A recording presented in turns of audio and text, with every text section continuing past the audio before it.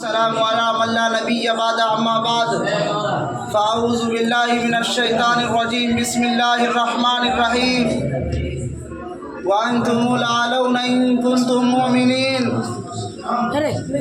صدق اللہ العظیم۔ مسلمانوں سنبھل جاؤ، سنبھل جانے کا وقت آیا۔ مسلمانوں سنبھل جاؤ، سنبھل جانے کا وقت آیا۔ بہت سوئے تھے تم، اب ہوش میں آنے کا وقت آیا۔ جہاں سے 313 چلے تھے تم مسلمانوں، جہاں سے 313 چلے تھے تم مسلمانوں، انہی ماضی کے راہوں پر پلٹ جانے کا وقت آیا۔ ہلا ڈالی تھی تم نے کشتیاں اندلس کے ساحل پر، ہلا ڈالی تھی تم نے کشتیاں اندلس کے ساحل پر، مسلمان پھر تیری تاریخ دہرانے کا وقت آیا۔ وہ معزز تھے زمانے میں مسلمان ہو کر، وہ معزز تھے زمانے میں مسلمان ہو کر، اور ہم کھار ہوئے تاریخ قرآن ہو کر۔ عزیز ساتھیوں، دوستوں، بزرگوں، آج میری تقریر کا اور آج میری گفتگو کا موضوع اور عنوان مسلمانوں کے تباہی اور اس کا علاج ہے۔ آئیے اس موضوع کے تحت ہم اپنے شاندار ماضی پر ایک نظر ڈال کر مستقبل کے تعمیر و ترقی کا سامان تلاش کریں۔ قرآن میں اللہ تبارک و تعالی ارشاد فرماتا ہے وَأَنْتُمُ الْأَعْلَوْنَ إِن كُنتُم مُّؤْمِنِينَ، تم ہی سربلند رہو گے اگر تم سچے اور پکے مسلمان رہے۔ یہ آیت ہماری پوری تاریخ کا اختصار ہے اور اسی میں ہماری ترقی کا راز مضمر ہے۔ تاریخ کے سینکڑوں واقعات یہ بتانے کے لیے کافی ہے کہ جب بھی ہمارا رشتہ اللہ سے، گاڈ سے، ایشور سے جب بھی ہمارا رشتہ رہا تو ہم اس دنیا میں کامیاب رہے، لیکن جب بھی اس رشتے میں کسی طرح کی کمزوری آئی تو ہم عزت و رفعت کے آسمان سے ذلت و پستی کے غار میں جا گرے۔ تاریخ ہمارے سامنے جنگ بدر کی مثال پیش کرتی ہے کہ جنگ بدر میں جو کامیابی ہوئی آخر کس بنیاد پر ہوئی؟ تو مسلمانوں، جنگ بدر میں جو کامیابی ہوئی ہے وہ اللہ سے اور قرآن سے، نبی سے، اللہ نبی کے دین سے رشتے کی مضبوطی کی بنیاد پر ہوئی ہے۔ اور جنگ بدر میں کفار کی تعداد 1000 تھے اور اس کے بعد نیزہ اور کمان اور تلواریں اور دیگر جنگی ہتھیاریں تھی، اور ان کے طرف ابو جہل، عتبہ، شیبہ، ولید، حنظلہ، امیہ ابن خلف اور نفرہ بن حارث جیسے شجاعت کے پیکر اور آزمودہ کار تھے۔ لیکن ادھر بیچارے مسلمان بے سر و سامان، کل تعداد 313 ہے۔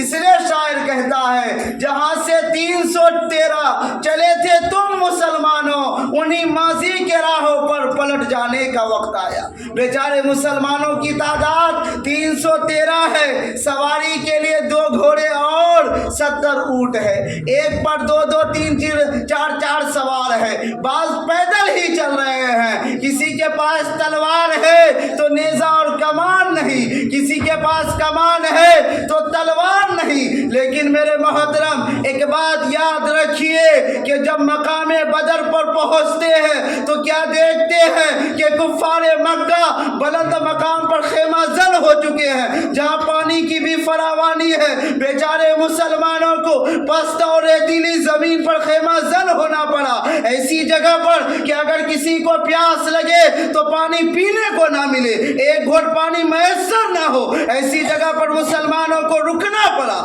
ٹھہرنا پڑا۔ لیکن مسلمانوں یاد رکھو، میرے نوجوانوں یاد رکھو کہ جنگ کے اندر جتنے اسباب اور جتنی چیزوں کی ضرورت ہوتی ہے تمام چیزیں کفار مکہ کو حاصل تھی، لیکن جب لڑائی شروع ہوتی ہے تو کفار مکہ گاجر مولی کی طرح کاٹے جاتے ہیں۔ کفار مکہ کے سب سے بڑا سردار ابو جہل دو بچوں کے ذریعہ معاذ اور مویز کے ذریعہ مارا جاتا ہے، اور ان کا سر قلم حضرت عبداللہ بن مسعود رضی اللہ تعالیٰ عنہ اس کے جسم سے سر کو جدا کرتے ہیں۔ مسلمانوں آپ جانتے ہیں یہ عبداللہ بن مسعود کون ہے؟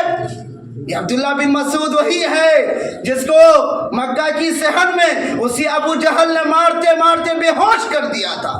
آج میدان جنگ کے اندر وہ عبداللہ بن مسعود ابو جہل کا سر قلم کرتے ہیں، اور امیہ ابن خلف جو ابو جہل کے بعد کفار مکہ کا سب سے بڑا سردار مانا جاتا تھا، سمجھا جاتا تھا، لیکن اپنے ساتھیوں کو اس طرح تہتیگ ہوتے دیکھ کر میدان جنگ گھبرایا اور میدان جنگ چھوڑ کر بھاگنے لگا۔ لیکن یاد رکھیے میرے عزیز ساتھیوں، حضرت بلال حبشی رضی اللہ تعالیٰ عنہ ان کے پیچھے دوڑتے ہیں، اور جب اس کے قریب پہنچتے ہیں تو یہ امیہ ابن خلف گھوڑے سے نیچے اتر جاتا ہے، پیٹ کے بل چیت لیٹ جاتا ہے، معافی مانگتا ہے کہ مجھے معاف کر دو، شور مچاتا ہے، لیکن حضرت بلال حبشی رضی اللہ تعالیٰ عنہ نیچے سے تلوار چلا کر کے جہنم رسید کر دیتے ہیں، جہنم پہنچا دیتے ہیں۔ آپ جانتے ہیں یہ بلال حبشی رضی اللہ تعالیٰ کون ہے؟ جب مکہ میں ایمان لائے تو اسی امیہ ابن خلف نے تکلیفیں دی، اذیت دی، راتوں میں جنجیروں میں باندھ کر اوپر سے کوڑے لگاتا اور زیادہ زخمی کیا جاتا، اور صبح پیروں میں رسی باندھ کر حضرت بلال حبشی رضی اللہ تعالیٰ عنہ کو مکہ کی گلیوں میں گھسیٹا جاتا اور طرح طرح کی اذیتیں اور تکالیف پہنچائی جاتی۔ کبھی ابو جہل کا نمبر آتا، کبھی امیہ ابن خلف کا نمبر آتا، کبھی اوروں کا نمبر آتا۔ آج یہی غلام اپنے آقا و مالک امیہ ابن خلف کو قتل کرنے کے لیے دوڑ رہے ہیں، اور امیہ ابن خلف میدان جنگ میں بھاگ رہا ہے۔ مسلمانوں آخر وہ کون سی چیز تھی جس نے آقا کو غالب اور غلام کو غالب اور آقا کو مغلوب کر دیا؟ آخر وہ کون سی چیز تھی؟ سچ فرمایا ہے اللہ تبارک و تعالیٰ قرآن کے اندر، وَأَنْتُمُ الْأَعْلَوْنَ إِن كُنتُم مُؤْمِنِينَ، تم ہی سربلند رہو گے، تم ہی مقام و مرتبہ کے مالک بنو گے اگر تم سچے اور پکے مسلمان رہے۔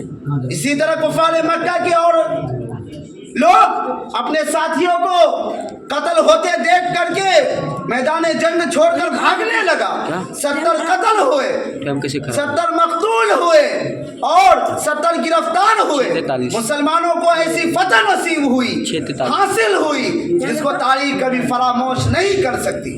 لیکن آج کیا حال ہے ہمارا کہ آج ہم جس طرف دیکھتے ہیں وہی مسلمان ظلم و ستم کے چکر میں پھنسا ہوا ہے۔ کئی مسلمانوں کی بہو بیٹیوں کی عزت و آبرو کو لوٹی جا رہی ہے، کئی مسلمانوں کی عزت کئی مسلمانوں کے مساجد میں تالے لگائے جا رہے ہیں، کئی مسلمانوں کے مدارس کو دہشت گردی کا اڈا قرار دیا جا رہا ہے، کئی مسلمانوں کو علماء، کئی مسلمانوں کے عالموں کو دہشت گردی کا ایجنٹ قرار دیا جا رہا ہے۔ کبھی ایک ساتھ سول کوڈ لاگو کر کے مسلمانوں کو ان کے شریعت سے، قرآن سے، حدیث سے، اللہ سے दूर करने की नापाक और घिनौनी कोशिशें हो रही है। कभी एनआरसी, कभी सीए का बिल लागू करके मुसलमानों को भड़काया जा रहा है, उलझाया जा रहा है। मुसलमानों, कब तक हम ये बर्दाश्त करेंगे कि आप भी हमारी ज़िंदगी में सहाबा इकराम जैसा हम और आप तरीक़ा को ना इख्तियार करें? क्या हम अपने सहाबा के तरीके को भूल जाए? क्या हम अपने असलाफ के तरीके को भूल जाए? ज़रूरत है इस वक्त में कि हम अपने असलाफ के तरीके को इख्तियार करें, अपने अंदर मजबूती पैदा करें, अपने अंदर हिम्मत पैदा करें, अल्लाह से मजबूत रिश्ता पैदा करें, अल्लाह से ताल्लुक़ कायम करें, तब जाकर के हम भी कामयाब होंगे, वरना हम नाकाम हो जाएंगे। हजरत, आप अंदलुस को नहीं जानते, हालांकि अंदलुस में मुसलमानों की सबसे बड़ी ताकत और हुकूमत रही है, और वो अंदलुस में मुसलमानों की 750 साल तक हुकूमत रही है। लेकिन आज वहाँ का हाल क्या है जानते हैं? एक भी मुसलमान नजर नहीं आता।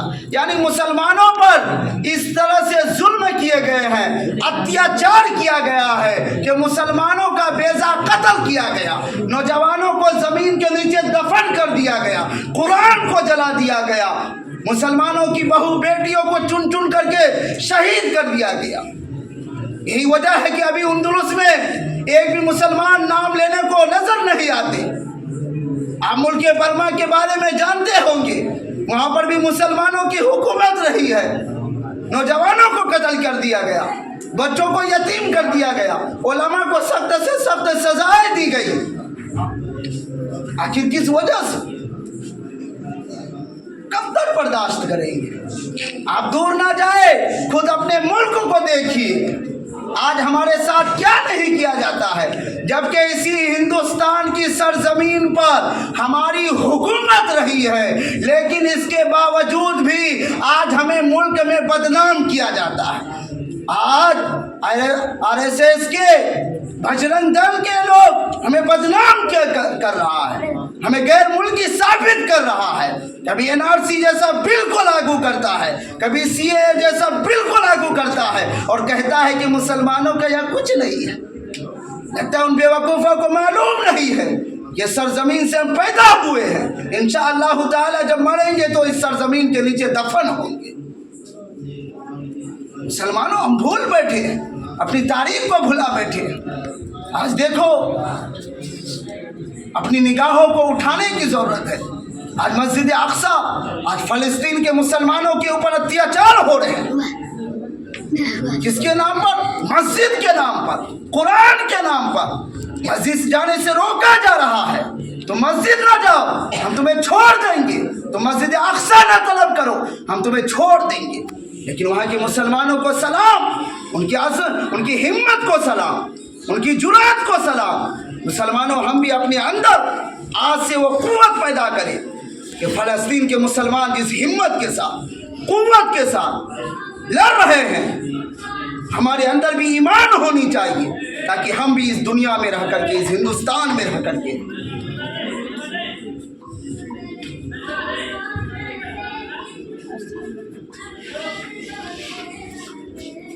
अल्लाह ताला से दुआ कीजिए, अल्लाह तबारक व तआला जितनी बातें कही गई है हमें और आपको अमल करने की तौफीक अता करें। चलिए आप कीजिए।